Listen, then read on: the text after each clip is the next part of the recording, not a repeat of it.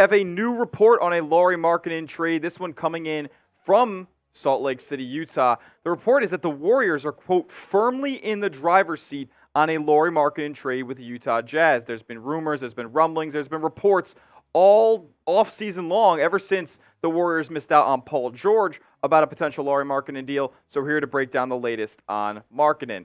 But first, if you want the Lauri Markkanen trade to happen before July ends, because I know this has been drawn out, this has been the topic of conversation every single show, because it's the topic of conversation every single day for the Golden State Warriors. If you want the trade to happen before the end of July, go on ahead and hit that thumbs up icon, like today's video. Let's get a goal of 600 likes. If you guys can get 600 likes in this video, that tells me that you guys are dying for a Lauri Markkanen trade, and Mike Dunleavy needs to happen. So manifest the trade, like today's video. All right, so let's get into this report. This one's coming in from Tim Montemeyer from The Monty Show, a Salt Lake City-based podcast, show, YouTube program, whatever you want to call it. But he says the San Antonio Spurs are willing to put in a third first-round pick, and you can tell that they are seeing that they have to come with a sense of urgency to get this deal done. I'm telling you, the Golden State Warriors, from what I was told yesterday, are firmly in the driver's seat to make this trade happen. There is no sense of urgency to make the deal happen now. Today, the Jazz are going to drag out this as long as they can. Now, a quick disclaimer about this report. I've seen a lot of tweets like this surrounding the Monty Show and what his whole deal is, and this guy might be a fraud. We might not know if this is a totally valid quote. His sources are in question, according to many people on Twitter, and this one coming in from a Utah Jazz tapped-in individual, and he's saying, a message to Warriors fans, this guy is about 0 of 20 in his last 20 calls for what's going on with the Utah Jazz and their roster and whatever moves they're making. So take this with a grain of salt as of right now. Who knows? He could be tapped in. Maybe he's due to hit on one of these takes. But, you got to take these reports with a grain of salt. He's not, affiliated with the Jazz or anything like that. So it's not to be taken with 100% certainty, but it's a report out there nonetheless. And the Jazz, they may be dragging this out as long as they possibly can, right? But Lauri Markkanen, he has a deadline basically set on August 6th, whether or not he's remaining on the Utah Jazz for what could be beyond next season, but for at least the 2024-25 season. This coming in from Kevin Pelton of ESPN talking about the deadline on August 6th. He says, all eyes are on Utah through August 6th, the first day the Jazz can renegotiate Lauri Markkanen's contract in conjunction with a long-term extension. It is also the last day Utah can make that move and have Markkanen be trade eligible at the deadline. As a result, consider that date as a deadline for a decision on a possible Markkanen trade. If the Jazz don't use the bulk of their $35 million in cap space on renegotiating Markkanen's contract, they suddenly become the prime destination for teams looking to shed salary, which could net Utah even more draft picks. So, August 6th is the date that we're looking at here. Could a trade get done before then? Possibly, but I'm sure, like we've heard, the Jazz want to draw out these negotiations as long as possible because I'm sure they want to keep Lauri. But Lauri holds all the keys in this scenario. He has a lot of say in whether or not, one, he signs the extension, or two, whether or not the Jazz are kind of forced to make a move on him or make a move for him to another team as the season approaches, because they're going to be about a month and a half away from training camp in that scenario. Next up, coming in from Tim Kawakami, kind of his take on the whole August 6th deadline. He says, I get the August 6th deadline. It's a real one. I think it's overlooked that Markkanen has a say in this. There's input in Markkanen's mind. He does not need to do this on August 6th. So that date, August 6th, is a pretty important one for Golden State and Lauri Markkanen. Lauri can say no to a contract extension. He can be like, listen, I've played my time in Utah. It's been fun here. I've really progressed as a player. Thank you for helping me in the player development aspect of things. But I don't see a real path to winning here over the next couple of years, and I'm cool with moving on and taking my talents elsewhere, hopefully to play for a championship. Danny Ainge, we've known throughout this whole process that he wants draft picks in exchange for Lauri Markkanen. So the August 6th deadline comes around. Lauri says, I'm not really too keen on an extension. So Danny Ainge is like, okay, we'll trade you. I'm looking for draft picks and ways to make this team competitive down the line. And trading Lauri would net a bunch of draft picks. You just heard the Spurs. They're willing to throw in 3 first-round picks The Warriors have 2 unprotected picks that they're able to throw in the first round, as well as a 1 through 20 protection that they have right now in 2030 sent to the Washington Wizards. They have the 1 through 20 possibility on that pick, so they could trade that portion of the protected first-round pick to Utah on the deal as well. And then at that point, Utah's left with $30 to $35 million in cap space that they didn't renegotiate for the Lauri Markkanen's contract extension. If they were to take in more contract, which is the assumption, then they would be sending out with Lauri Markkanen's current $18 million salary. They'd be left with at least $30 million to $35 million in cap space. And in turn, that allows them to make more deals and absorb bad contracts to obtain even more draft capital. So this could be a long-term process where if you trade Lauri Markkanen, you net about 3 first-round picks total, and then you have all that money that's left over from not giving Lauri Markkanen his extension, could probably get 1 or 2 more first-round draft picks in the mix as well, and Utah could be sitting pretty like an Oklahoma City Thunder or Houston Rockets or Brooklyn Nets now with all these draft picks. But the kicker is, if Lauri doesn't sign that extension or get traded by August 6th, he's going to remain on the Utah Jazz until 2025 free agency, or who knows, he might not even hit free agency, he might have a rekindling with the Jazz and want to re-up next summer. But if he's not traded by that August 6th deadline, like we mentioned before, it does not set up to where Lauri Markkanen can be traded before the trade deadline. The 6 months that he will need to wait before he is traded elsewhere will pass the NBA trade deadline. So he's going to be on the Utah Jazz for the entirety of next season, won't be able to help Golden State make a push at the playoffs or make a push at the Western Conference title, and he'll be stuck in Utah. So a trade or an extension has to get done by this date in order for Golden State to have any chance at signing with the Golden State Warriors long term. So what do you guys think is more likely? Does Lauri sign with Utah on August 6th for a long-term contract extension, or do you think it's a better chance that Golden State makes a trade? Let me know your thoughts down in the comments. I'm really looking just to get a pulse of what the Warriors fans really think is going to happen with this Lauri Markkanen situation.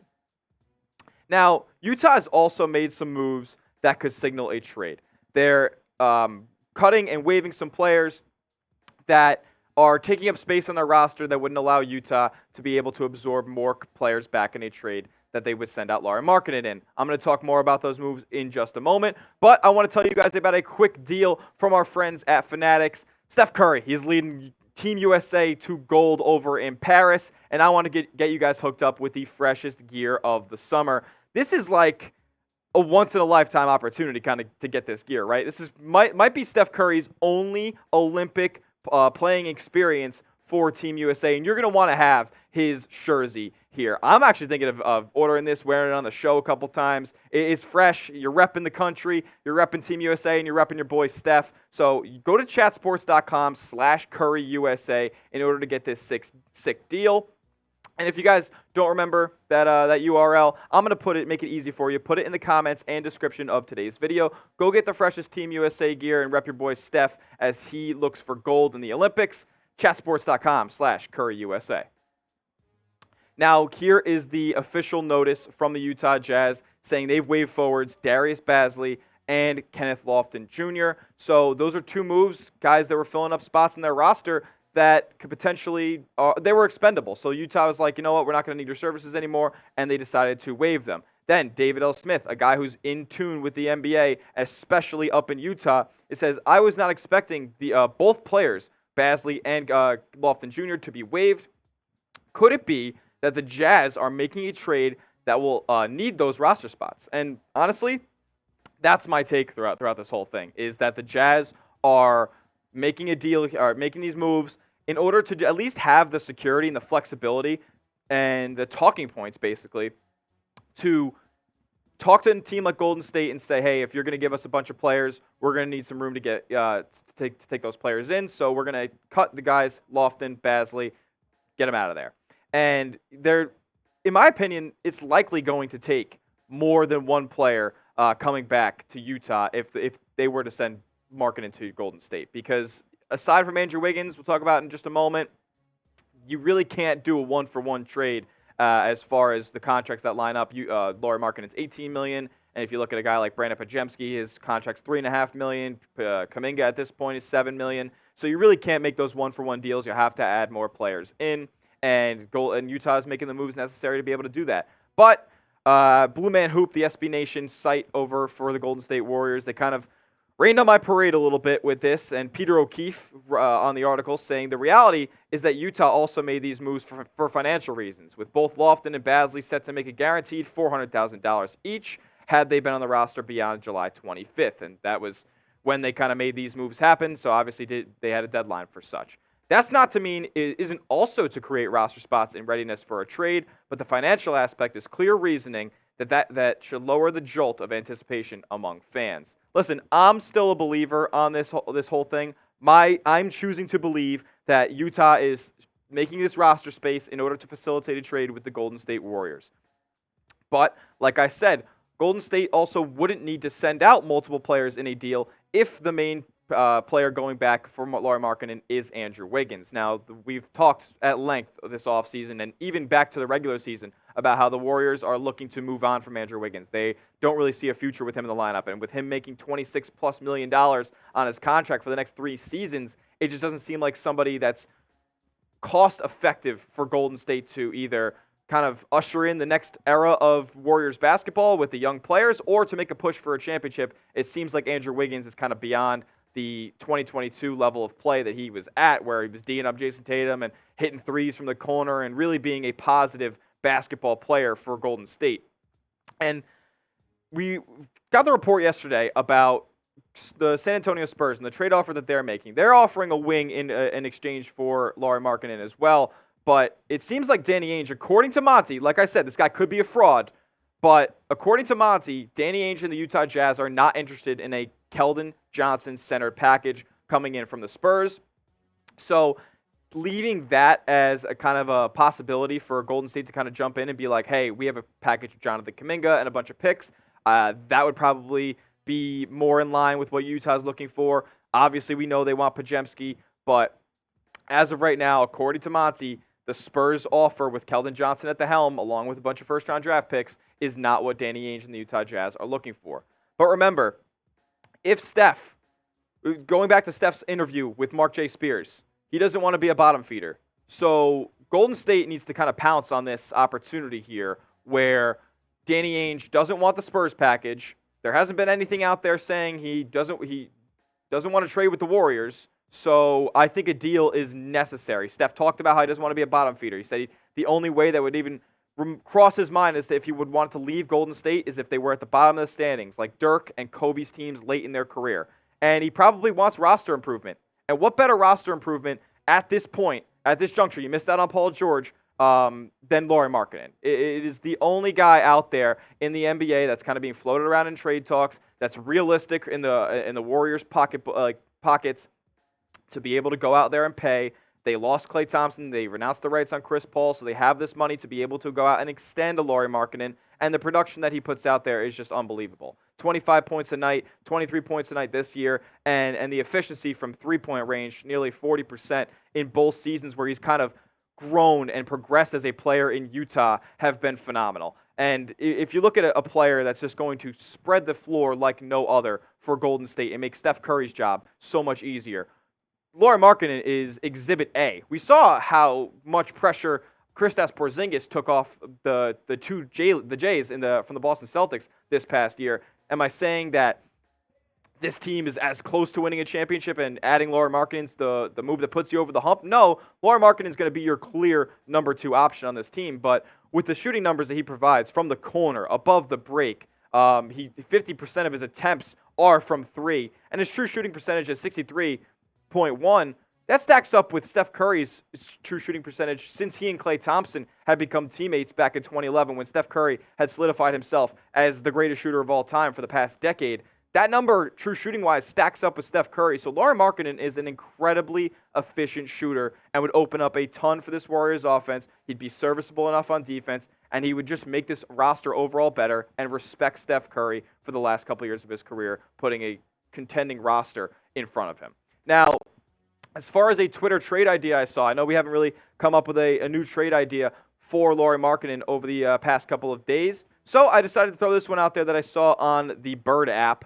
And this one brings in Lauri Markkanen solo, which is something we've kind of grown to be consistent with as far as these trade offers go. Not much coming back any deal with Lauri Markkanen. And this one's headlined by Jonathan Kuminga as well as Moses Moody. And the person who tweeted this trade out said that he thinks that this would get the deal done right now. If they were to offer Jonathan Kuminga, Moses Moody, Gary Payton II, the 2 first-round picks that they can offer unprotected, and as well as 2 first-round pick swaps where Golden State would get the lesser of the 2 picks when they would fall in those respective NBA drafts. You could also throw in that 2030 first, 1 through 20 protected. If it falls 1 to 20, the Warriors would receive it back, and then anything 21 to 30, Washington would get that back. So you can offer those 1 to 20 protections over to the Jazz as well. And this trade package is headlined by Jonathan Kuminga because the last time we did it, it was by Podziemski. But we know the Utah Jazz want Podziemski. I understand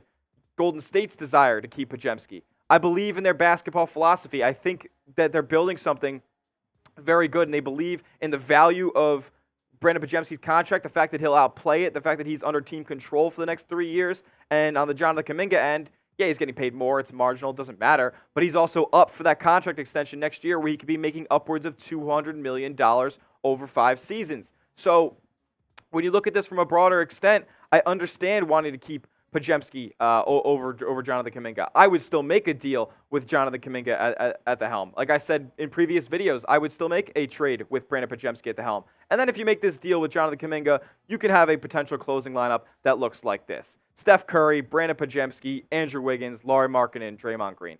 I think that's a phenomenal offense. You have 2 elite ball handlers.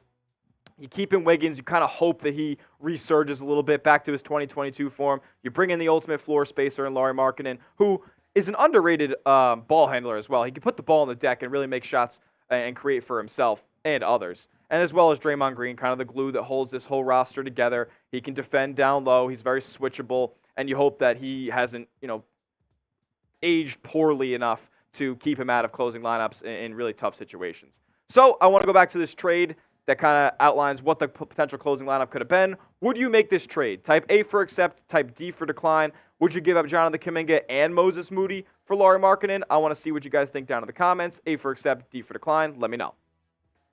And that'll be it for today's Golden State Warriors Today video. For the latest Warriors news and updates, anything that comes out, and I mean anything that comes out about Lauri Markkanen, whether it could be from a fraud YouTube show like The Monty Show, or it could be from Anthony Slater, our boy at The Athletic. You're going to find it right here at Warriors Today because we want to keep you covered like nobody else on YouTube. Hit that sub button, youtube.com/WarriorsTV. We'll see you in the next one.